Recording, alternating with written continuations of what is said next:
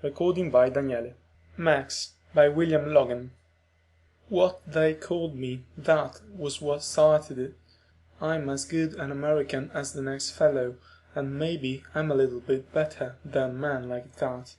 Big men drinking in a bar who can't find anything better to do than to spit on a man and call him Max. As if a Mexican is something to hide or to be ashamed of. We have our own heroes and our own strength, and we don't have to bend down to men like that, or any other man. But when they called me that, I saw red and called them names back.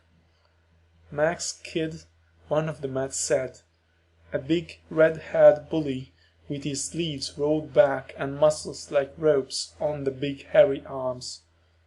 Snot-nosed little Max Brat. I called him a name. He only laughed back at me and turned his back, waving a hand for the bartender. Maybe in a big city in the north it would be different, and probably it would be not. This toleration we hear about is no more good than an open fight, and there must be understanding instead.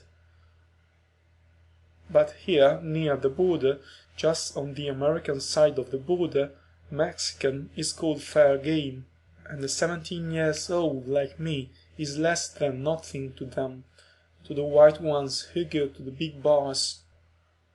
I thought carefully about what to do, and finally, when I had made my mind up, I went for him and tried to hit him.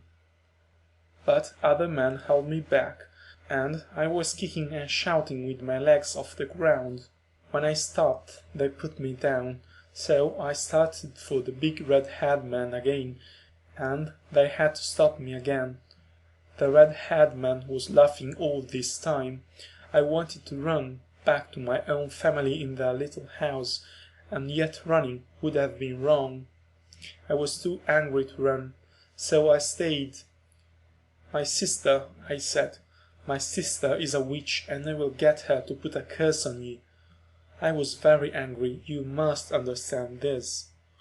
And of course they had no idea that my sister is a real witch, and her curses are real. And only last year, Manuel Valdez had died from the effects of a curse. Of all people, sometimes I wish I were my sister most of all, to curse people and see them shrivel and sicken and choke and die.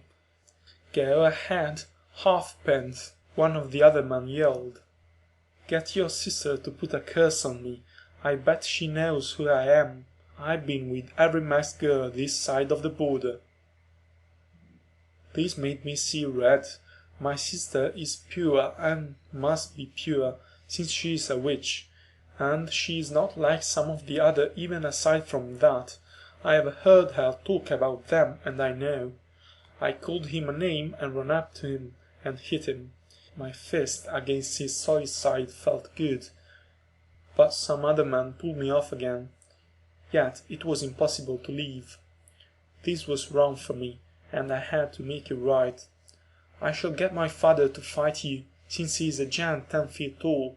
The man laughed at me, not knowing, of course, that my father is a giant 10 feet tall in truth, and my mother a sweet siren like those in the books, the old books, with spells in her eyes and a strange power. They did not know I was not a daydreaming child, but a man who told truth. And they laughed. I grew angry again and told them many things, calling them names in Spanish, which they did not understand. That only made them laugh the more. Finally I left. It was necessary for me to leave, since I was not wanted. But it was necessary, too, for me to make things right. Nights later they were dead for what they had said and done.